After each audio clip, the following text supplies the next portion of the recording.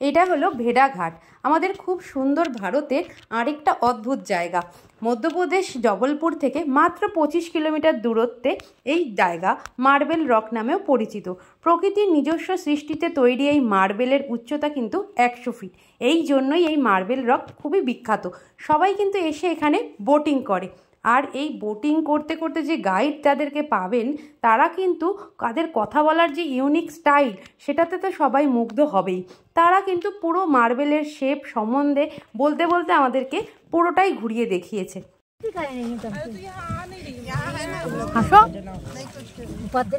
পিছনে মার্বেল গুলো দেখো, সাদা। ये देखो पिंक कलर देखो घास के पास, ये गुलाबी कलर देखो हल्का पिंक नजर आएगा, ये घास के पास। ये देखो बाजू पे बतलाते नहा के बैठी थी रेखा, रेखा का ना साड़ी कलर देखा, उतनी जगह पिंक हो गया मार्बल। साड़ी कलर तक अच्छा, मार्बल हो गया पक्का। देखने में लग रहा अच्छा, साड़ी बॉम्बे की थी इसलिए कलर निकल गया, जबलपुर की होती फट जाती, कलर नहीं जाता। ये आगे साइड आ गई है भूल भुलैया पॉइंट। बताइए अपना बोर्ड किस साइड जाएगा, लेफ्ट या राइट, और बताने वाले को बहुत बड़ा प्राइस। जल्दी करो डिसाइड, लेफ्ट या राइट। लेफ्ट। हाँ तो ले लो बम्पर प्राइस, जो सही बतलाएगा यही साइड में उतारा जाएगा। जाना नहीं कहीं, वापसी में ले लेगा यही। 4 सेल्फी लेके बैठ जा रहा वही।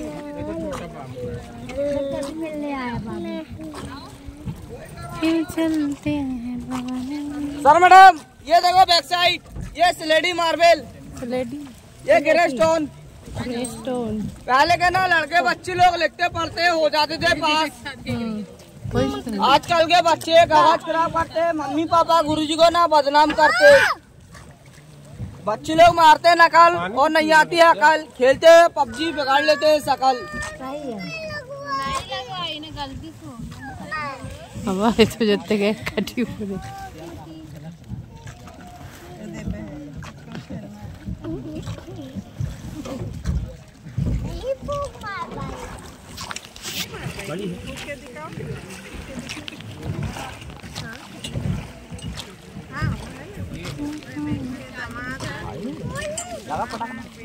कृष्ण कन्हैया की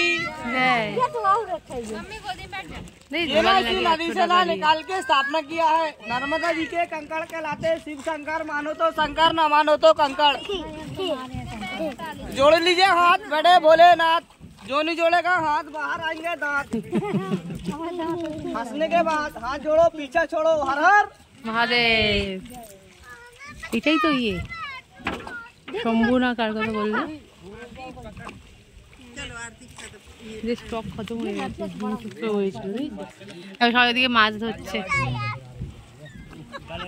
ঠিক আছে মা, সব পাহাড় দিয়ে বা কোথা দিয়ে এসে মাছ ধরছে।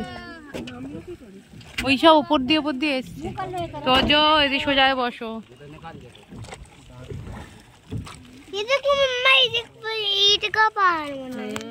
এই মার্বেল রকের এত সুন্দর আকার কিন্তু দিয়েছে এই নর্মদা নদীর প্রবাহই। বলা যেতে পারে এর প্রবাহ কিন্তু মানে গজ রয়েছে 8 কিলোমিটার পর্যন্ত বিস্তৃত। আর যত তোমরা এই বোটিং করতে করতে এগোতে থাকবে, এই মার্বেলের রকের কিন্তু শেপও সেরকমই বদলাতে থাকবে। বিভিন্ন ধরনের শেপ তোমরা দেখতে পাবে। এরকম কথাও শোনা যায় অনেক বছর আগে কিন্তু এইখানে ডাইনোসরের এগের শেলও পাওয়া গেছে। আর দেখো আমরা কিন্তু এই ইন্টারেস্টিং এক্সপিরিয়েন্স, ইন্টারেস্টিং ভিউজ আর এই অনবদ্য বোটিং উপভোগ করতে করতে, আর গাইড দাদাদের যে কথা বলার যে একটা অনবদ্য ধরন রয়েছে সেটাও উপভোগ করলাম। আর এই বোটিং এক্সপিরিয়েন্স তো আমাদের খুবই ভালো লেগেছে। যত এগিয়ে যাবে দেখবে মার্বেলের শেপগুলোও কিন্তু বদলাতে থাকছে। কোনো জায়গায় অনেক উঁচু মার্বেল, আবার কোনো জায়গায় একটু নিচু মার্বেলও তোমরা দেখতে পাবে। কিন্তু খুবই ভালো অভিজ্ঞতা, তোমরা অবশ্যই এসো। আর এটাই হলো আমাদের ভেড়াঘাট, যেখানে প্রকৃতি মার্বেলকে সৃষ্টি করেছে।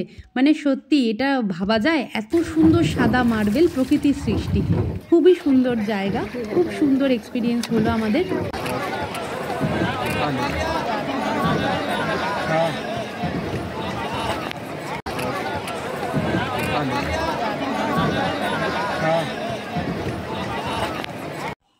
আমাদের এই বোটিং কিন্তু প্রায় শেষের দিকে সময় হয়ে এসেছে। এবার দেখো আমরা কাছাকাছি চলে এসেছি ঘাটের। আর এখানে কিন্তু টোটাল 1 ঘন্টার বোটিং থাকবে। তোমরা অবশ্যই এর ভিউ এনজয় করবে। এই বোটিংয়ে এসে কিন্তু তোমরা কখনোই নিরাশ হবে না। মার্বেল রকের এই প্রাকৃতিক সৌন্দর্য দেখতে দেখতে তোমরা একদম মুগ্ধ হয়ে যাবে।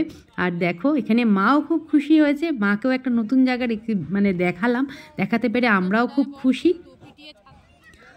দেখতেই পাচ্ছ বোট এখন পৌঁছে গেছে জায়গায়, মেন যে ঘাটে, সেখানেই আমাদের এবারে নিয়ে একদম যেখানে দাঁড়াবে বোট সেখানেই আমাদেরকে নিয়ে যাচ্ছে। আর খুবই সুন্দর এক্সপিরিয়েন্স হলো আমাদের। তোমরা অবশ্যই এসো। আর এই ভিডিওটা তোমাদের আজ কেমন লাগলো অবশ্যই জানিও। যদি কিছু জানার থাকে অবশ্যই কমেন্ট করো, আমি অবশ্যই বলার চেষ্টা করব। আর দেখতে থাকো তাহলে আজকের ভিডিওটা। টাটা, আবার দেখা হবে নেক্সট কোনো ব্লগে। এখন আমাদের বোটিং হয়ে গেছে। তোমরা টিকিট কাটার যে তোমাদের বোটটা আমি সেটাও দেখিয়ে দেবো। এখন নর্মদা নদীর বাইরে দেখো এই জায়গাটায় সন্ধ্যেবেলা বিকেল 5টার থেকে আরতি হয়, আর তারপর কিন্তু প্রসাদ বিতরণও হয়। আর এটা দেখো হচ্ছে সিঁড়ি, যেখান দিয়ে আমরা নেমে এসেছি নিচে নর্মদা নদীর যে পাড়ে। এটা হচ্ছে পাড়টা, এখানে বোট এখানে এসে নামিয়ে দেয় সবাইকে, আর ওই দিক থেকে হচ্ছে উঠায়। আর দেখো এখানে আমি টিকিট কাউন্টারটাও তোমাদেরকে দেখাচ্ছি, পার হেড কত করে টিকিট নিয়েছে ওই বোর্ডে তোমরা সবই পুরোটাই দেখতে পারবে। এখানে কিন্তু পার হেড রয়েছে 100 রুপিস করে চার্জ।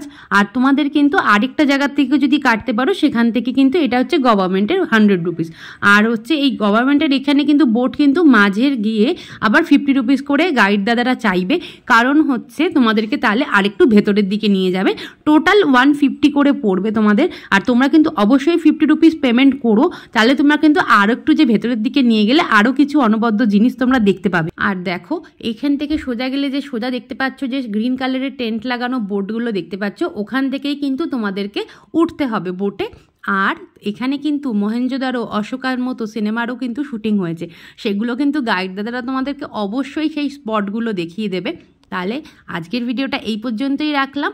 আশা করছি সবার দেখতে ভালো লেগেছে। সবাই ভালো থেকো, সুস্থ থেকো, আবার দেখা হবে নেক্সট কোনো ভিডিওতে। টাটা।